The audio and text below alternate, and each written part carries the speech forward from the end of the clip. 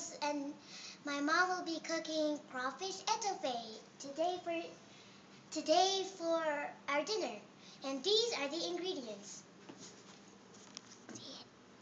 We're going to have a cayenne pepper, onion powder, garlic powder, our flour, of course, for the roux, sherry, it's optional, only half a cup of supposedly green peppers, but because I only have red bell pepper, so I'll be using red bell pepper and butter.